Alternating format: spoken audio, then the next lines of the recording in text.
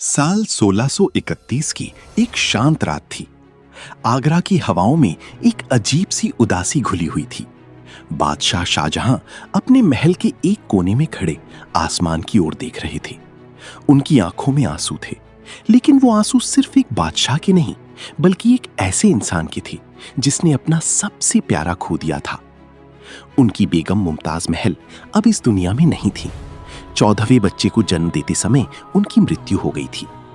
पूरे साम्राज्य में शोक था, लेकिन शाहजहां के दिल में जो खालीपन था उसे कोई भर नहीं सकता था। उस रात उन्होंने एक वादा किया, एक ऐसा वादा जो इतिहास बदल देगा। उन्होंने धीरे से कहा, मैं तुम्हारी याद में ऐसा मकबरा बनवाऊंगा जिसे दुनिया हमेशा याद रखेगी। यहीं से शुरू होती है ताजमहल की कहानी। अगले ही दिन दरबार में बड़े बड़े कारीगरों, वास्तुकारों और कलाकारों को बुलाया गया। फारस, तुर्की और भारत के कोने कोनों से लोग आए। उनमें सबसे खास थे उस्ताद अहमद लाहौरी, जिन्हें इस महान निर्माण का मुख्य वास्तुकार माना जाता है। उस्ताद लाहौरी ने नक्शा तैयार किया। उन्होंने कहा, जहांपना ये सिर्फ एक इमारत नहीं होगी, ये एक एहसास होगा, एक जन्नत का नमूना। शाहजहां ने सिर हिलाया, लेकिन उनके दिल में सिर्फ एक ही तस्वीर थी, मुमताज की मुस्कान। आगरा में यमुना नदी के किनारे जगह चुनी गई। वहां मिट्टी को मजबूत करने के लिए हजारों लकड़ी के खंभे जमीन में गाड़े गए। ये काम आसान नहीं था। दिन रात मजदूर काम करते थे। सूरज की गर्मी हो या ठंडी हवाएं, काम रुकता नहीं था। कहानी का एक पहलू प्यार का है, लेकिन दूसरा पहलू मेहनत और संघर्ष का भी है। करीब 20,000 मजदूर इस निर्माण में लगे थे। पत्थर राजस्थान से लाए गए, संगमरमर मकराना से और कीमती पत्थर दूर देशों से। हाथियों के काफिले इन भारी पत्थरों को ढोते थे। एक युवा मजदूर था, नाम था रहीम। वो हर दिन पत्थर उठाता था और सोचता था, क्या कोई इस इमारत के पीछे हमारी मेहनत को भी याद रखेगा? लेकिन फिर वो खुद से कहता, शायद नहीं, लेकिन ये इमारत हमारी पहचान बनेगी। उधर उस्ताद लाहौरी हर छोटी छोटी बात पर ध्यान देते थे। हर नक्काशी, हर डिजाइन, हर अनुपात। उन्होंने गणित और कला का ऐसा संगम किया कि ताजमहल एक परफेक्ट सम्मिति का उदाहरण बन गया। साल दर साल बीतते गए।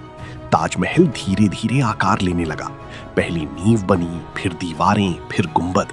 जब सफेद संगमरमर का गुंबद आसमान की ओर उठने लगा तो ऐसा लगा जैसे कोई सपना सा छू रहा हो। शाहजहां अक्सर निर्माण स्थल पर आते थे। वो चुपचाप खड़े होकर काम देखते थे। एक दिन उन्होंने रहीम को देखा, जो थक कर बैठा था। शाहजहां उसके पास गए और बोले, तुम क्या कर रहे हो? रहीम ने जवाब दिया, जहांपना मैं पत्थर उठा रहा हूं। शाहजहां ने फिर पूछा, और तुम? पास खड़े दूसरे मजदूर ने कहा, मैं एक दीवार बना रहा हूं। फिर उन्होंने तीसरे से पूछा। उसने मुस्कुराकर कहा, मैं एक ऐसी इमारत बना रहा हूं जो प्यार की मिसाल बनेगी। शाहजहां मुस्कुरा दिए। उन्हें समझ आ गया कि यही भावना इस निर्माण को महान बना रही है। लेकिन हर कहानी में संघर्ष भी होता है। पैसे, समय और संसाधनों की कमी कई बार सामने आई। कुछ लोग इस निर्माण के खिलाफ भी थे। उन्हें लगता था कि इतना बड़ा खर्च सही नहीं है। फिर भी शाहजहां ने हार नहीं मानी।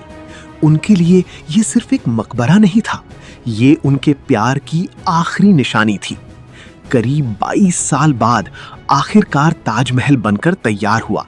जब पहली बार सुबह की रोशनी उस पर पड़ी तो वो ऐसा चमका जैसे कोई सपना हकीकत बन गया हो।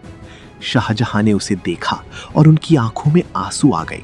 उन्होंने धीरे से कहा, अब तुम हमेशा जिंदा रहोगी। लेकिन कहानी यहीं खत्म नहीं होती। समय बदला, सत्ता बदली। उनके बेटे औरंगजेब ने उन्हें कैद कर लिया। शाहजहां अपने आखिरी दिन आगरा किले में बिताने लगे, जहां से वो दूर से ताजमहल को देखा करते थे। हर दिन, हर शाम वो उसी इमारत को देखते थे जिसमें उनका प्यार बसता था। आखिरकार एक दिन उन्होंने आखिरी सांस ली। उन्हें मुमताज के पास ही ताजमहल में दफनाया गया। तो दोस्तों, आज आपने सिर्फ फैक्ट्स नहीं बल्कि एक पूरी स्टोरी के साथ कॉन्सेप्ट सीखा। अगर आपको ये वीडियो हेल्पफुल लगी हो तो लाइक जरूर करें, अपने दोस्तों के साथ शेयर करें और लर्न एट जोन को सब्सक्राइब करना बिल्कुल मत भूलिए, क्योंकि यहां आपको मिलते हैं ऐसे ही स्मार्ट और एग्जाम ओरिएंटेड वीडियोस जो आपकी प्रिपरेशन को एक अलग लेवल पर ले जाते हैं। कमेंट में जरूर बताइए अगला टॉपिक कौन सा चाहिए। हम मिलेंगे नेक्स्ट वीडियो में। तब तक keep learning, keep growing. This is learn eight zone, जहां लर्निंग बनती है आपकी सक्सेस।